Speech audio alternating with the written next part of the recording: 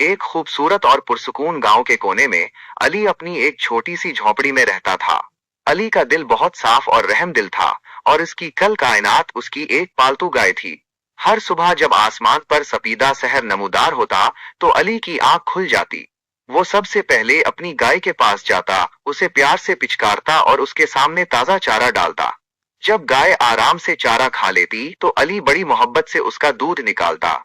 ये दूध और गाय की देखभाल ही इसकी सुबह का सबसे पसंदीदा हिस्सा था। उसके बाद अली अपनी कुल्हाड़ी उठाता और घने जंगल की तरफ निकल पड़ता।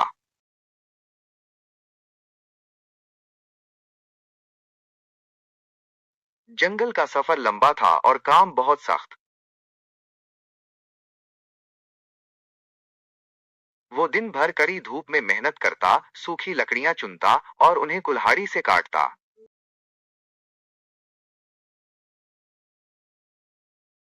जब लकड़ियों का एक भारी गट्ठर तैयार हो जाता, तो वो उसे अपने सर पर लादता और कई मील पैदल चलकर बाजार पहुंचता।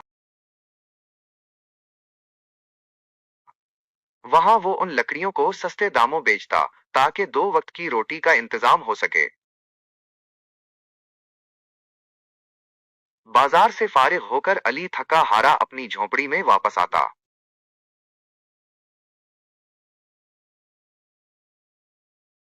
दिन भर की सख्त मुशक्कत के बाद वो इतना थक चुका होता था कि घर आते ही वो सीधा बिस्तर पर लेट जाता और गहरी नींद सो जाता। अली की जिंदगी इसी तरह पुरसुकून अंदाज में गुजर रही थी। रोज सुबह उठना, मेहनत करना और शाम को आकर सो जाना उसका रोज का मामूल बन चुका था। फिर एक दिन जब अली हस्बे मामूल लकड़ियां बेचकर घर लौटा, तो गांव में हर तरफ हलचल मची हुई थी। हर कोई खौफजदा था। और इसी दौरान अली के कानों में एक सनसनीखेज बात पड़ी कि जंगल में एक बहुत बड़ा और खूंखार शेर आ गया है।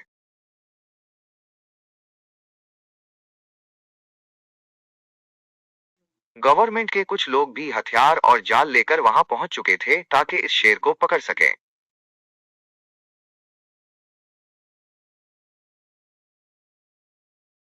वो सब जंगल की तरफ बढ़े और बड़ी जद्दोजहद के बाद उन्होंने को एक मजबूत लोहे के पिंजरे में बंद कर दिया।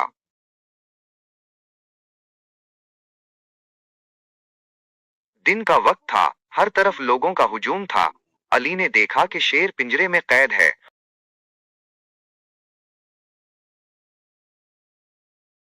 और इसकी आंखें खुली हैं।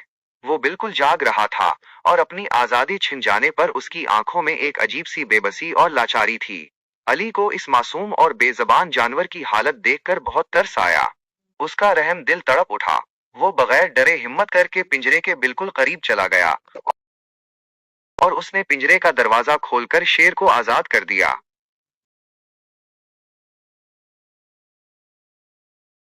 शेर बाहर निकलने लगा तो अली ने उसकी आंखों में झांक कर बड़े संजीदा और नरम लहजे में कहा, तुम प्लीज अब किसी इंसान या जानवर को नुकसान मत पहुंचाना, क्योंकि मैंने अपनी जिम्मेदारी पर तुम्हें यहाँ से आजाद कराया है। शेर ने अली की बात ऐसे सुनी जैसे वो सब समझ गया हो, और उसने अपनी नजरों से वादा किया कि वो किसी को नुकसान नहीं पहुंचाएगा। वो वहां से मुड़ा और इंसानों की आबादी से बहुत दूर घने जंगल की गहराइयों में चला गया। अली ये देखकर दिल ही दिल में बहुत खुश हुआ और वो सीधा गवर्नमेंट के उन लोगों के पास गया जो शेर को पकड़ने आए थे। अली ने पुरएतमाद आवाज में उनसे कहा, जनाब, जानवरों को इस तरह पकड़ना और पिंजरों में कैद करना अच्छी बात नहीं है। उनका असल घर ये जंगल है और उन्हें अपनी दुनिया में आजाद रहने का पूरा हक है। गवर्नमेंट के लोग अली की इस मासूमाना और सच्ची बात से बहुत मुतासिर हुए और वो उससे मुत्तफिक हो गए। उन्होंने मान लिया कि जानवरों को कैद करना गलत है, और वो अपना सामान समेटकर वापस चले गए। अली एक बेजुबान मखलूक की जान बचाकर और उसे उसका हक दिलाकर बेहद खुश और मुतमईन था।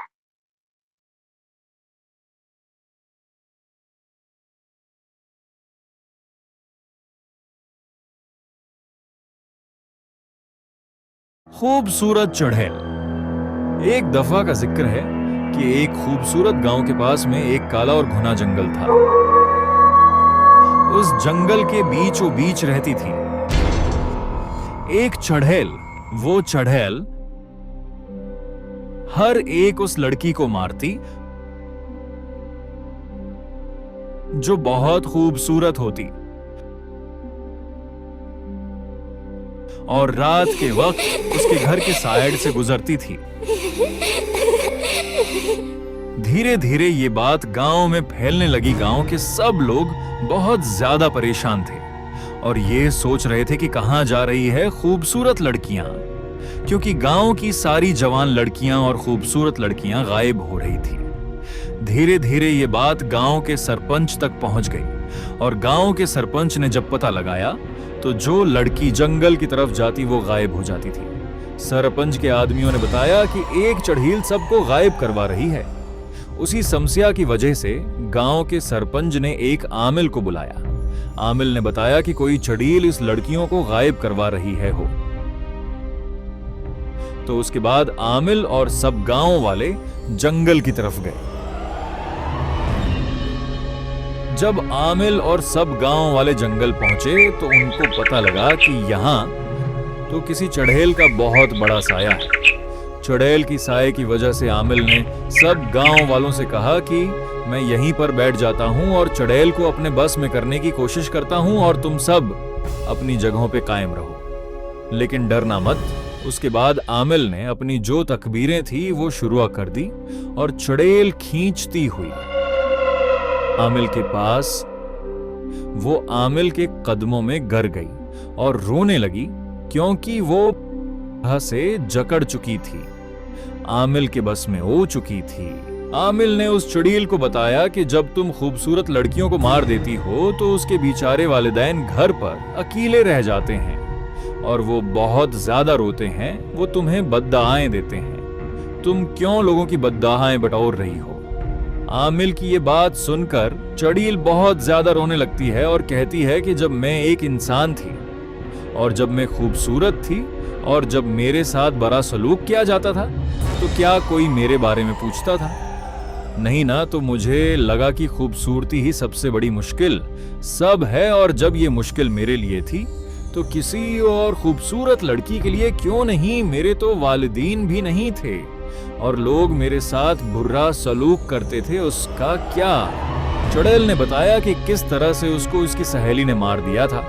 जब वो इंसान थी वो एक खूबसूरत लड़की थी और उसकी खूबसूरत होने की वजह से उसकी सहेली उससे जलती थी, तो वो एक दिन उसके घर आई और उसको मार दिया और मार कर वहां से भाग गई और उसके बाद उसने चढ़ील की शक्ल अख्तियार कर ली और हर एक खूबसूरत लड़की को मारने लगी। चढ़ील की ये दास्तान सुनकर हर एक की आंखों में आंसू आ गए। सरपंच ने कहा कि इसी लड़की को गिरफ्तार करके लाया जाए। इस लड़की को चढ़ील के सामने पेश कर दिया गया।